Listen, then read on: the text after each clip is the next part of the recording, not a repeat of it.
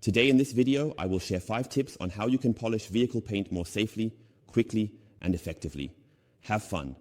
And the first tip is related to saving time. Even during the preparation, distribute the polish on the pad and on the paint. This can save a lot of time. I'll show you how. After you have chosen the area you want to polish and place the pad in the center of the backing plate, apply polish to the pad, but don't just randomly put 1,000 dots on it. 1, 2, 3, 4, 5, but distribute the polish directly on the polishing pad. To do this, you hold the machine here at the front of the backing plate. This stabilizes it, preventing it from rotating further. And now you distribute the polish over the very fine dispenser with very little pressure, directly onto the polishing pad surface. Leave about 1 centimeter free, all around, and you will already have a nice even distribution from the very beginning. And even when polishing itself, when you go with the pad over the surface, you will see that after just 1 cross pass, the polish is nicely distributed across the entire polishing pad, and you don't just have these spots because there should be a homogeneous distribution in the pad, and of course also on the surface. This means that step 1 is to distribute the polish evenly from the very beginning. Also, save yourself the unnecessary spreading with your finger. You don't need to put on extra gloves to somehow work it into the polishing pad. Save time, distribute directly, and you're done. In terms of quantity, you can see here that it is really very, very little. It looks like a lot from above because we have drawn these stripes, but you can see here it is just a tiny amount of polish that we ultimately use. And then you distribute it evenly by simply placing the polishing machine directly on the paint. My tip is to set the polishing machine to level 2, and then to capture the area you want to treat with polish.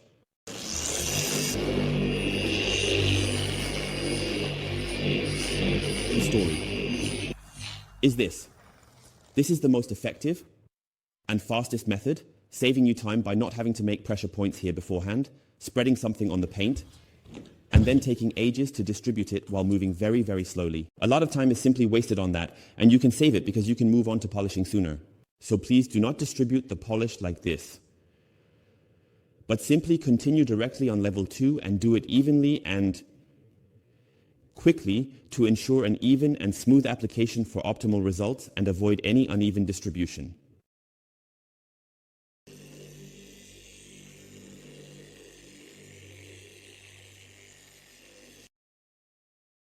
And now they can start polishing here. So save time when applying to the pad and also save time when applying to the paint. Now it can begin. Tip number 2 that I definitely want to share with you. Nothing comes from nothing. What does that mean? You also need to put in a bit of effort here. You have the machine with its own weight, you have the polish, the pad, and the entire polishing system, but you are an important part of the whole system to achieve a perfect result. And not just after 30 minutes and 12 cross passes, but we actually want to see a noticeable result after just 2 cross passes. This means applying pressure to the machine, but not so much that it strains the system and causes you discomfort. This means that if you are polishing and have to put your entire body weight on the machine, then the system is simply not strong enough. You will need to switch to stronger pads and polishes, or perhaps even to a different machine. But don't stroke the paint here, and don't use cross passes on level 3. That's all a complete waste of time. This also applies to the hobbyist area. You don't want to spend 3 hours polishing the hood, but rather you want to achieve a strong result as effectively as possible in the shortest time. Therefore, the following method, speed and pressure, are crucial. We'll just start up here. I have the Allrounder hard cut, and I also have a very, very strong polishing pad in the cut area. So we'll just work on this area, and I'll make 2 cross passes. I will not polish further down here in the area of about 1,000. This means the polish will remain untouched. I will just take it down with me. Step 6, and now you control everything through the pressure, applying enough pressure so that the pad can still rotate freely. This is a method to use once you have gotten a bit accustomed to polishing. You won't do this on the first day, but you will soon realize when working with such a polishing machine that it all comes down to this. Specifically, achieving maximum speed with an orbital polishing machine, mind you. And you also determine the effectiveness by the pressure and the movement speed of the machine. As always, pay attention to the temperature. Neither the paint nor the pad should start to smoke, as that indicates overloading. But this is simply a matter of experience. Try it out. If you're a bit unsure, you can still start on level 6. But as long as you don't apply any pressure to the machine and the entire polishing system, I always say there won't be a significant effect. This means that if I set it to level 6 and just let the machine run 2001,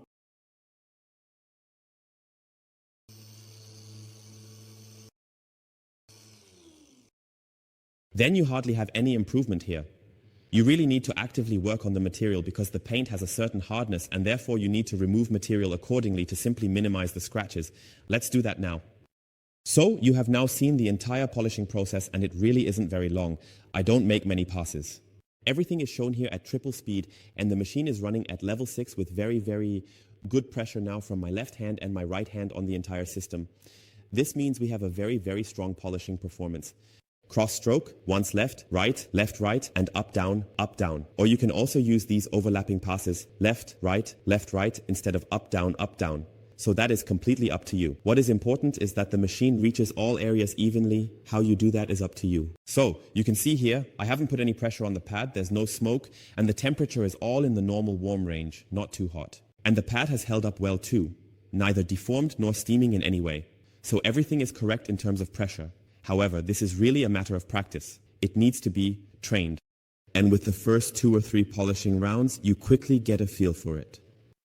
Now let's take down the entire residue we haven't polished this side yet. And now, to have a sharp masking tape, just take the time to polish everything again. For a quick demonstration, this should actually be more than sufficient.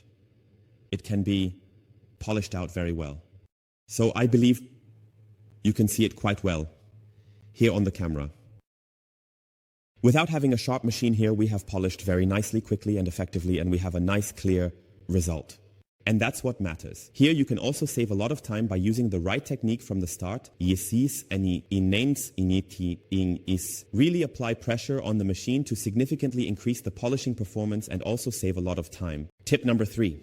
I have already made a very detailed video about my polishing technique, showing how I move with the machine on such a vehicle surface. It means 125 mm on large, flat surfaces. And now I try not to desperately reach every corner with the pad, to work on every edge, or to get to very narrow spots. Instead, I use a slightly smaller machine for that. That means I work on the large areas with the large pads calmly, and I go over the edges again with a slightly smaller machine, for example, 75 mm or 50 mm. For this, you also have various machines included in the set, or you may have purchased a machine that can use 125 mm and 75 mm, for example. Here are a few examples from ChemicalWorkz, briefly illustrated. All further information is provided in detail in the other video. Tip number 4 is a very important point that is often left out or only mentioned in many guides. I also don't show it every time, or when I polish an entire vehicle, I always have to pay attention to cleaning the pad at some point and also switching to a different pad. Now the question is always, how do you manage that? I would give you a little rule of thumb. Check the condition of the polishing pad after working on a component, depending on the size of the component. Regarding the hood, I would classify it as 2 components based on the surface area, just like the roof, unless there is a panoramic roof included, because it is very large. For me, a component is, for example, a fender, a door, depending on what type of vehicle you have. And now it is very important to clean a polishing pad from time to time. You can see here that a polishing pad becomes crusted over time, and if you continue to work with it, the polishing performance, especially in the cut area, decreases very quickly. This means that if you still have the pad in good condition structurally, not super soft and not extremely overheated, then you can certainly use it again for the next component. You can use various things for this, either compressed air, if you have it available, if it is strong enough to free the small bubbles of this foam, or you take a small brush and brush the polishing pad as clean as possible. You will never get it 100% clean, but it's about getting the old polished residue that are crusted off the pad. And you can see that here now. So all this dead polishing dust has to come out of the pad. You can either use a brush like this or a textile brush. However, I would always use it for the polishing pads and not for other areas in the vehicle, for example. With such a small brush or with compressed air, everyone finds their own tactic. One person uses these variants, while the next takes their 2 or 3 polishing pads that they have used one after the other, places them in the wash bucket, rinses them with the high pressure cleaner, and then dries them again on the machine. This way, you can not only clean your pads normally, but also easily clean them in between during the polishing process. It really depends on how you do it. The important thing is just that you do it, so you don't use a pad here for 2, 3, or 4 components. At some point, the pad will say, I can't get rid of the heat and I have little polishing performance left. You are wasting time, which is unnecessary. That's why my tip is, for example, when getting a starter set, make sure to start with a specific number, perhaps 2 or 3 cut pads, and then you can expand your set as needed. You cannot polish the entire vehicle with just one polishing pad, or you will have to take many breaks in between and clean a lot. But it is also a matter of time. Therefore, it's better to buy 2 or 3 more pads of the same thickness and then change them out from time to time. So your pad shouldn't look like this all the time. Instead, you should occasionally brush it out, blow it out, and clean it. A very, very important point. And tip number 5 is very, very important. Namely, you want to preserve the paint for as long as possible. I also assume firmly that this applies to a customer vehicle, especially your vehicle or the vehicle of a woman, friend, buddy, or whatever. You don't want to unnecessarily remove more paint. Remove clear coat as needed. Therefore, make a test spot and assess your starting condition. Here on the vehicle, I have already polished a bit, and now we have different paint conditions. We have a quickly polished paint, and we have also quickly gone over it with heavy card. We have a paint that we have also treated with finish. We still have untreated areas here, and so on.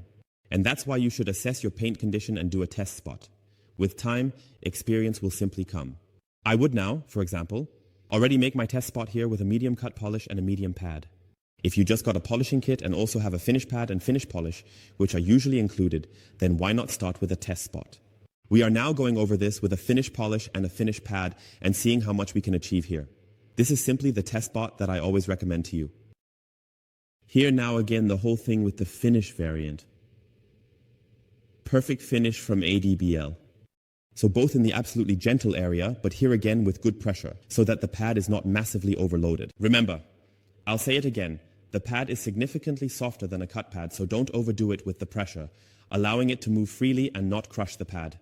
This is very, very important.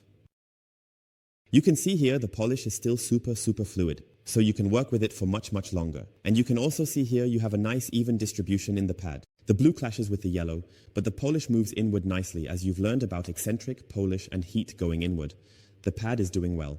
We don't have a smoking pad, and here you can see nicely that the pad is actually yellow and the polish is somewhat bluish, which has wetted the pad very, very nicely and homogeneously. And of course, we have the accumulation of polishing residue in the middle, which is completely normal. Now let's polish this out. Here I need to add an important tip. A finish pad is significantly softer than a much stronger pad. And that's why, when you make a test spot here, please do not press the finishing pad flat too hard, because that will unnecessarily cause it to swell. So, pay attention to not overdo it with the pressure on a finish pad when using a test board, because the principle always applies.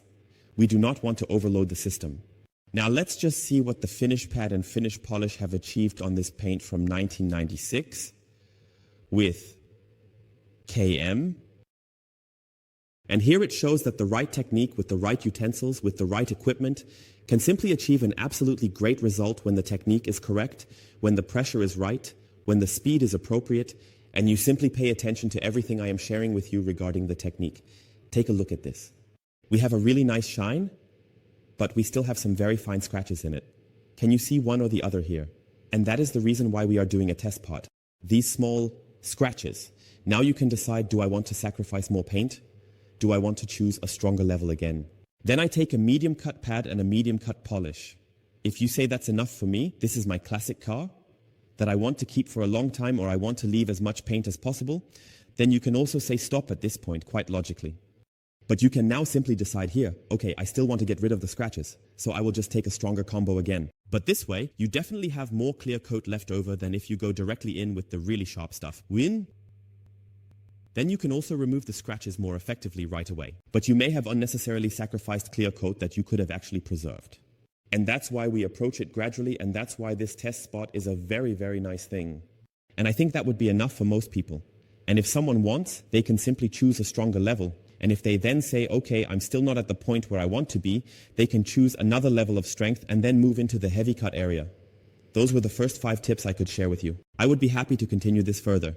If you have any tips, especially for the beginners out there that I should include in my videos, please feel free to write them in the comments below. These may seem like trivial things to you, but for a newcomer, beginner, or even a hobbyist, they can lead to a significant improvement. So there are still many, many things to come. I always want to divide it into steps of 5. That means you will soon see video number 2, which will also include part number 2, and there will be another 5 tips included. And someone who wants to get into polishing can simply take this video series, watch all the tip videos, and actually find a suitable tip for each area to work as safely, effectively, and simply as possible while also saving time.